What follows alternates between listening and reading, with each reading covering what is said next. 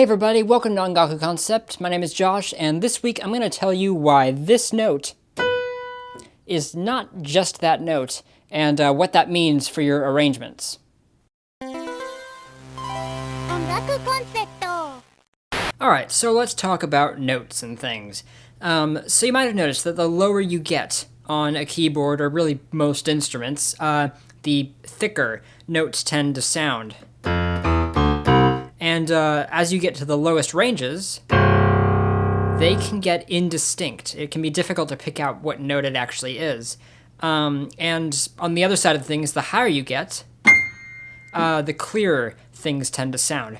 So the reason for that, and this factors into the way that you arrange, it's a good idea to think about this. The reason for that is the harmonic overtone series. Basically, when you play a single note, you're not just hearing that note by itself. You're not hearing that one pitch. Like, this isn't purely F. You're actually hearing F, and then another F up here, and C, and F, and G, an A, and an E flat in there somewhere. You're actually hearing all of those notes, but they're very, very faint.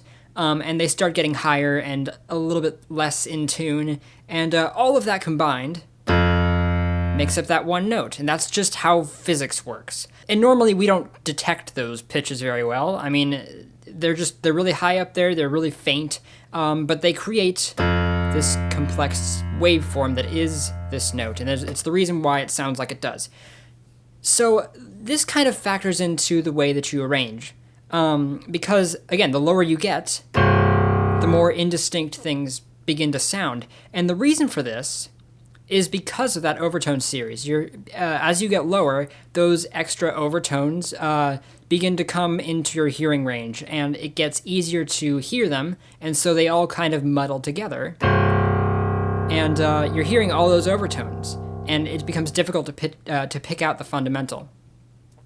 In the same way, the higher you get, the overtones go completely out of your hearing range, or are way too quiet for you to hear. And it's much easier to hear the fundamental, and that's about it. So that is the reason why, when you start getting lower, you want to avoid using, you don't necessarily want to. You tend to avoid using more dissonant intervals, right? So even like you want to go for like perfect intervals, such as octaves, or fifths, or fourths. Even fourths can sound a little bit dissonant, but fifths and octaves in particular are really good here because the overtones don't really clash so much. It's much easier to make it all work. And because when you start adding thirds and other notes, things start getting more indistinct.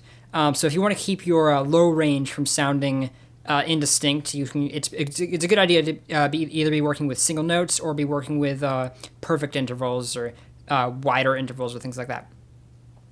In the same way, when you get up higher, if you want to keep things from sounding hollow, don't use perfect intervals, because those perfect intervals are going to sound much more hollow because you don't have as much of the clashing overtones going on as you do with thirds. If you want things to sound more full up in the higher ranges, start introducing your thirds and your sevenths and things like that. Now, that's not to say that like one way is better than another. I'm just telling you the effects of these things. If you want a sort of muddy, indistinct sound, then start using less consonant intervals in your lower ranges. If you want a hollow sound, start using perfect intervals up in the higher ranges. It's just an interesting thing to think about when you are arranging. Hey everybody, thanks so much for watching. I hope you enjoyed this video, and if you like what you see here, please consider subscribing. I do a video every week, and if you want to see more, I've got some links over here which you can find and stuff. Thanks again so much, and I'll see you guys next week.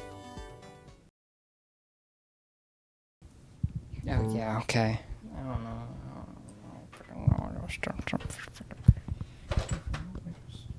Look, man, I'm Mr. Super from the Superstore.